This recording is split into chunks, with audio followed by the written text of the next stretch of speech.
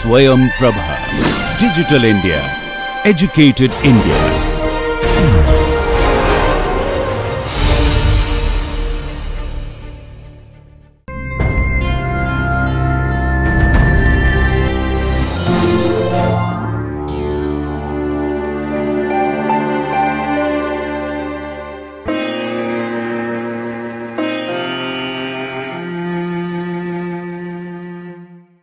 Hello, welcome. Myself Chandrika Nayak from the Department of Biochemistry at Manipal Academy of Higher Education.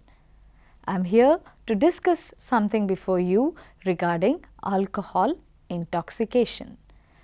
We know in my previous lecture I have told you about alcohol metabolism. This is actually a continuation of the problems of alcoholism, and that is alcohol intoxication. So, let us define the learning goals first. What is alcohol intoxication? What are the symptoms there? What is the biochemical basis for the intoxication symptoms? That is, what causes fasting hypoglycemia? What causes lactic acidosis, fatty liver and ketoacidosis in these people? So, let us actually begin with the toxic effects of alcohol abuse. There can be acute effects, chronic effects. Acute effects, when we say, it is the problems that come immediately when a person takes lots of alcohol, we call it as acute alcohol intoxication. So, what are the symptoms of acute alcohol intoxication? The person may suddenly have a drop in his blood glucose, and we have seen it is a very common sight. People binge, do not drink, overnight full they will be drinking, and early morning they are knocked down, they just fall, they collapse in the bar. And why is that? That is because of drop in the blood glucose. So, we are going to study today why there is hypoglycemia or a drop in the blood glucose level when there is acute intoxication.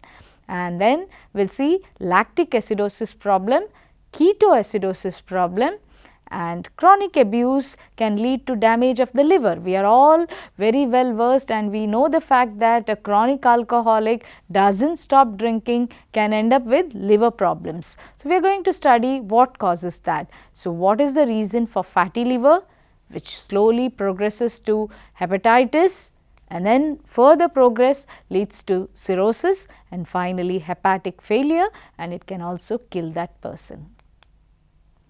So, let us begin with a case. Let us say Joseph.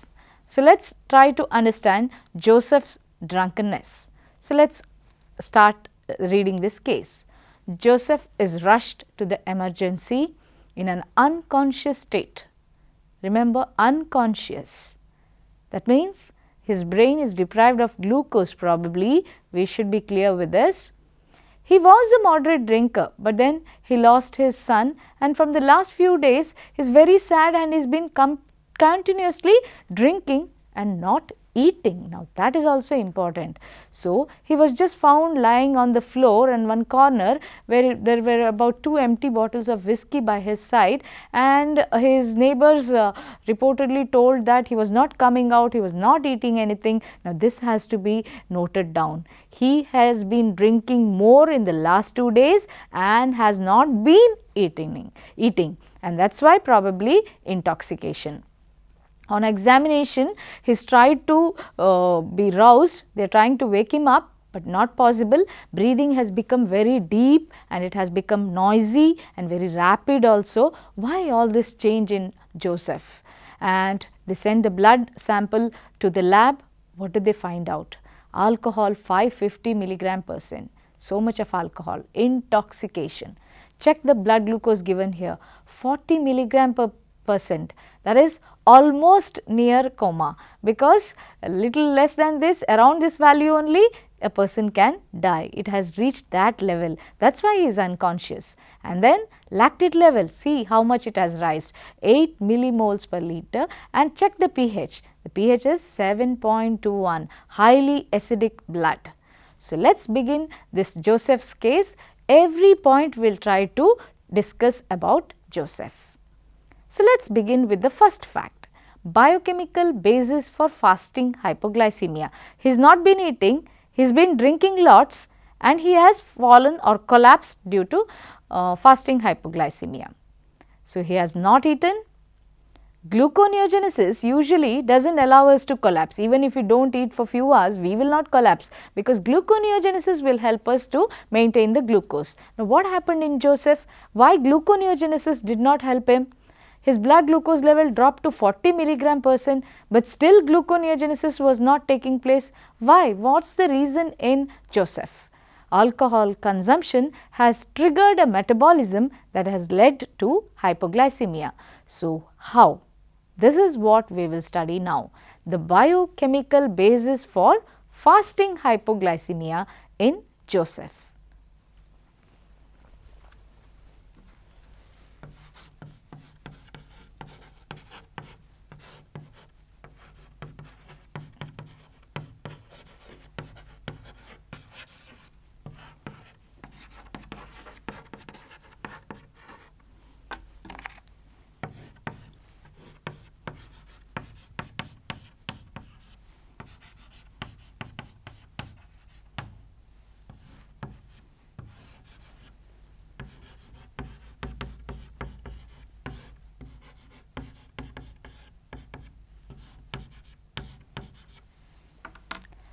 Let us try to understand the biochemical basis for fasting hypoglycemia in Joseph. Joseph has had lots of alcohol, so it has been converted to acetaldehyde, acetate. What are we focusing on? Lots and lots of NADH is produced. So, this NADH which is produced is going to raise the ratio. The NADH NAD ratio has gone high in Joseph, and remember one important fact, he has been fasting, not eating since last 2 days and binging alcohol, and this ratio has gone up. Now, how does this cause fasting hypoglycemia? Let us remember that gluconeogenesis requires two precursors. One is oxaloacetate, the other is pyruvate. Now, these two precursors are needed for gluconeogenesis to start. But what happens during alcohol intoxication? During alcohol intoxication, this NADH is going to be used for the forward reaction. That means, oxaloacetate will be converted to malate, pyruvate will be converted to lactate. And what happens is, since this ratio is high and these are converted to respective metabolites, there is a drop in oxaloacetate level, drop in pyruvate levels. And I told you in the beginning itself, these two are needed for gluconeogenesis. Now, if they drop, then what is going to happen? There is no gluconeogenesis.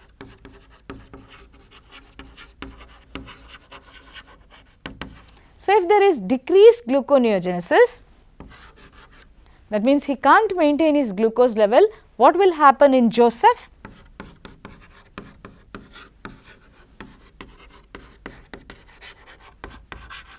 Joseph will end up with this problem of hypoglycemia. His blood glucose we just saw has dropped to 40 milligrams %. Why?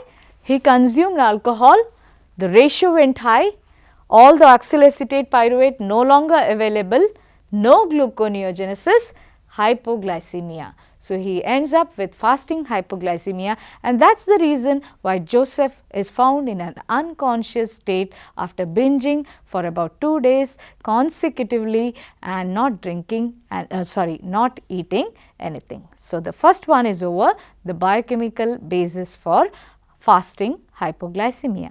Let us proceed further. Let us see why metabolic acidosis. We will now try to understand the metabolic biochemical basis for metabolic acidosis. We all know that blood pH should be maintained between 7.35 to 7.45, but acidosis means it goes below 7.35. What happened in Joseph? He is rushed in an unconscious state. deep noisy breathing. Why noisy breathing? Why rapid breathing?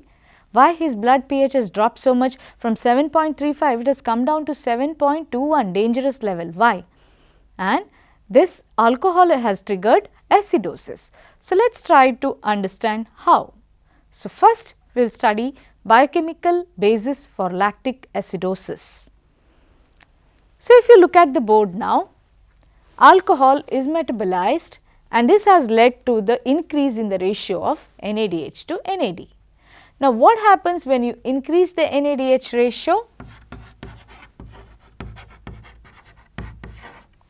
Pyruvate will be sent in the forward direction. So, you are going to use that NADH which will be used for this reaction. It will convert pyruvate to lactate. What is lactate? Lactate is an acid. So, it is a very acidic compound. So, when lactate increases in the blood, it is an acidic component and it will lower the pH, and that condition is called as lactic acidosis. So, this is the reason why blood pH is dropping to 7.21 in Joseph. So, we understood one mechanism, that is lactic acidosis in Joseph. So, we move forward to the next one. So, let us now understand the biochemical basis for ketoacidosis. Joseph also starts producing ketone bodies. How did he produce this during acute alcohol intoxication? So, let us begin with the same concept again, alcohol metabolism. You finally get acetyl-CoA which enters the TCA cycle and gives energy. But how come ketone bodies were started producing in Joseph? Now, the reason is, as NADH levels rise, what happens is, it stops the TCA cycle.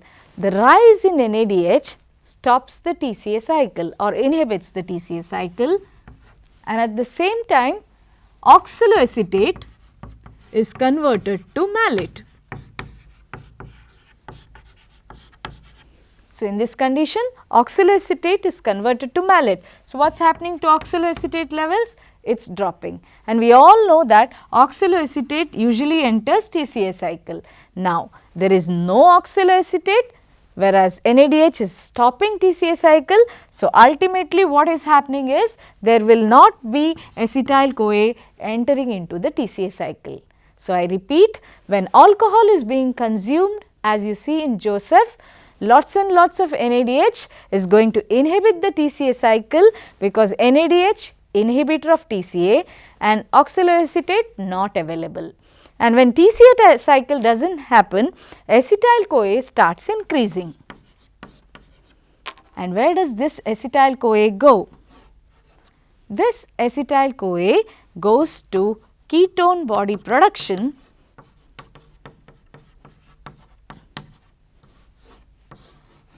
So, acetyl-CoA, if it can't enter TCA cycle, it will go for ketone body production, and that causes ketoacidosis. So, Joseph will develop ketoacidosis, and this is also an acid, and this acid is going to increase the acidic content, or rather blood pH stops dropping. So, that is why Joseph's pH has come down to 7.21. Why? Because lactic acid has gone up, ketone body has gone up. All acids are rising in his blood, and therefore, he is developing acidosis. Let us begin the discussion on the chronic alcoholism and ill effects. I have told you in the beginning itself, when a person becomes a chronic alcoholic, if he consumes alcohol every day, it will definitely affect his liver. Initially, it will begin with fat deposition in the liver, fatty liver, then progress to alcoholic hepatitis, then progress to liver cirrhosis, and then hepatic failure, the person can die also. So, let us start discussing the basis for all these changes or ill effects. Fatty liver, why it happens, why liver enlarges in these people, how it leads to alcoholic hepatitis, cirrhosis, and then other complications that we see in chronic alcoholics. To begin with, let us study as to why there is fatty liver and cirrhosis in these people. So, let me take you to the board. So, if you see here, the alcohol metabolism that happens in the liver is put up on the board. So, the net effect what I am focusing is a rise in NADH level. So, when alcohol is metabolized, the levels of NADH rise in the liver. And if this rises, what will happen? The thing is, NADH will convert dihydroxyacetone phosphate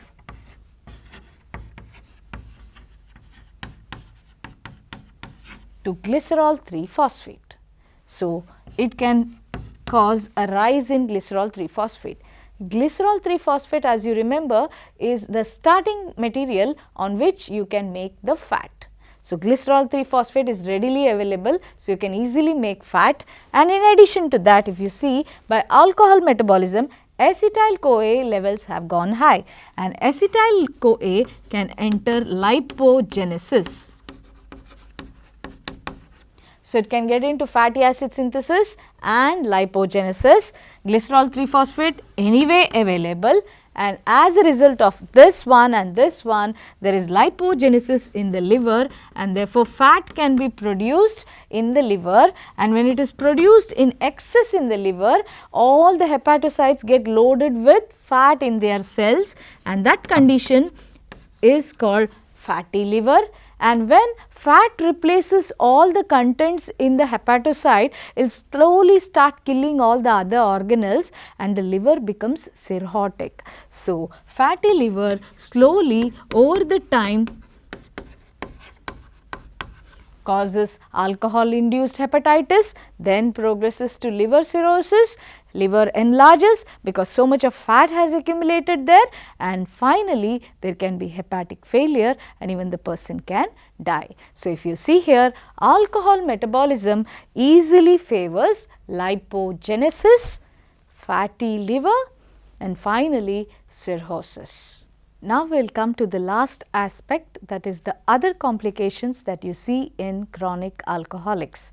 So, let us begin with the biochemical basis for complications in chronic alcoholics. So, if I look at the board here, chronic alcoholism, I have written it leads to chronic gastritis. These people keep drinking alcohol. Alcohol is metabolized by the gastric alcohol dehydrogenase. It generates acetaldehyde there, and that can corrode the gastric mucosa, and they can lead to formation of gastric ulcers in these people. And so, chronic alcoholism is also a very common reason for chronic gastritis that can progress to gastric ulcers and cause bleeding in these people in the stomach and complications, and that is one of the first complication, that is chronic gastritis, because alcohol is exposed to the stomach and that is the first place where alcohol gets exposed to the body. Let us move on to the second complication. I have written drug toxicity. If you remember, in chronic alcoholics, we all know there is an additional system induced, MEOS system. It requires cytochrome P450. Now, the same cytochrome P450 is needed to metabolize the drugs. What happens in chronic alcoholics? When they are chronic alcoholics, they will be using MEOS system, and the same system will be needed, cytochrome system is needed to metabolize drugs. So, in chronic alcoholics, since cytochrome is used for MEOS system, there is very little cytochrome P450 available for handling the drugs. So, these people, if they take drugs, if their liver has become already sensitive, they may not be able to detoxify the drugs, and therefore, there can be drug toxicity. So, that is the second complication. They may not be able to handle the drug load and so can develop drug toxicity. Moving on to the third one. Now, alcoholism is very important because this can cause a symptom called as Varnic Korsakoff syndrome. That is, it causes thiamine deficiency. Now, there are two reasons. One is chronic alcoholics, they only drink, they will have a poor diet, they will not eat good food, and so it might be thiamine deficient. And the second reason is alcohol itself interferes with thiamine absorption. So, either they do not eat good food or alcohol interferes with intestinal absorption of thiamine, and therefore, these people have this typical syndrome of thiamine deficiency called as Varnic Korsakoff syndrome, where there will be very important neurological changes, and that can be dangerous too. And finally, we move on to the fourth complication. We know that in chronic alcoholism there will be lactic acidosis. I just explained to you why there is lactic acidosis. And when there is lactic acidosis and the lactate levels in the blood are very high, then what will happen?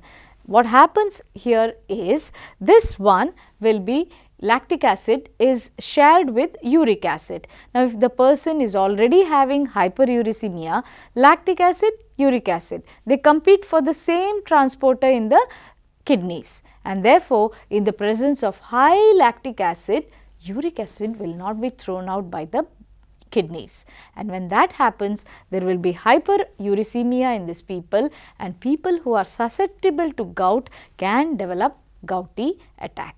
So, that is the fourth complication. Lactic acidosis interferes with uric acid excretion, and so hyperuricemia, and the person is susceptible to gouty attack. That is why people who have susceptibility, they are asked to refrain from drinking, otherwise they can end up with gouty attack. So, to summarize at the end about this topic on alcohol intoxication. Alcohol intoxication, you can put them into two categories, the acute intoxication symptoms and the chronic intoxication. So, if you refer to the acute alcohol intoxication, what is the most common finding people end up with? The alcoholic can develop fasting hypoglycemia, and the case of Joseph that we begin with, he was just drinking and not eating, and he collapsed unconscious, and that is the reason for fasting hypoglycemia.